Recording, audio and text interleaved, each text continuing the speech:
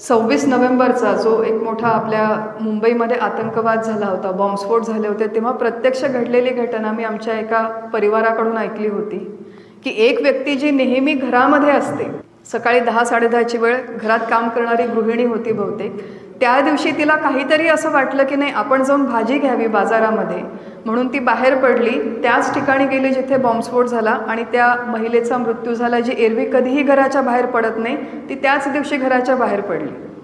आणि दुसरी एक व्यक्ती जी नेहमी त्याच रस्त्यावरून ऑफिसला जाते, त्या दिवशी काही कारणाने तिला बरं वाटत नव्हतं, काहीतरी झालं म्हणून ती घराच्या बाहेर पडली नाही, घरातच थांबली आणि तिचा मृत्यू नाही झाला.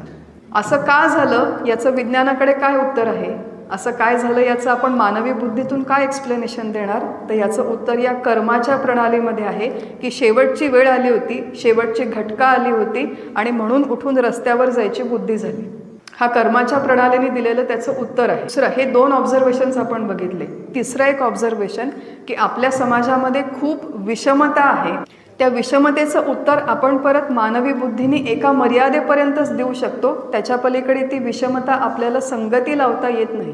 2 डॉक्टर्स आहेत, दोघं जण एकाच कॉलेजमधून शिकले, दोघांची बुद्धी कमी जास्त प्रमाणात सारखी आहे, दोघं अगदी समसमान मेहनत करतात, दोघांना 98% मार्क पडतात, दोघं जण आपलं मेडिकलची एक्झाम अत्यंत चांगल्या पद्धतीने पास होतात. बुद्धी सारखी आहे, मेहनत सारखी आहे, प्रामाणिकता तेवढीच आहे. पण बाहेर पडून जेव्हा प्रॅक्टिसला सुरुवात करतात तेव्हा एक डॉक्टर आहे, त्याला अमाप यश मिळतं, त्याच्याकडे पेशंट्सची लाईन लागलेली आहे, आणि दुसरा डॉक्टर आहे, त्याच्याकडे 2-4 पेशंट जेमतेम काहीतरी जातात. मग सगळं काही समान आहे, पण याला जास्त यश आणि याला कमी यश, असं का मिळालं? अत्यंत दुराचारी व्यक्ती आहे पण शीश महालमध्ये राहते, आणि अत्यंत सदाचारी व्यक्ती आहे पण झोपडपट्टीत राहते, असं का? अशी विषमता समाजामध्ये का बरं आहे की दुराचारी व्यक्तीच्या वाट्याला एवढे चांगले दिवस का बरं येतात? कबीरांनी उत्तर देऊन ठेवलेले आहे की कबीरा तेरे पुण्य का जब तक रहे भंडार. किती सुंदर आपले संत किती छोट्याशा शब्दांमध्ये सांगतात. कबीरा तेरे पुण्य का जब तक रहे भंडार, तब तक अवगुण माफ है, करो गुनाह हजार.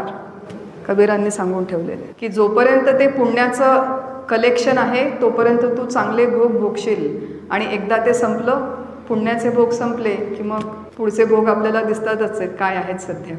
जोपर्यंत आपण पुनर्जन्म आणि ही कर्माची प्रणाली स्वीकारत नाही तोपर्यंत हे अशा पद्धतीच्या काही प्रश्न आहेत की ज्याची आपल्याला उत्तरं मिळत नाही.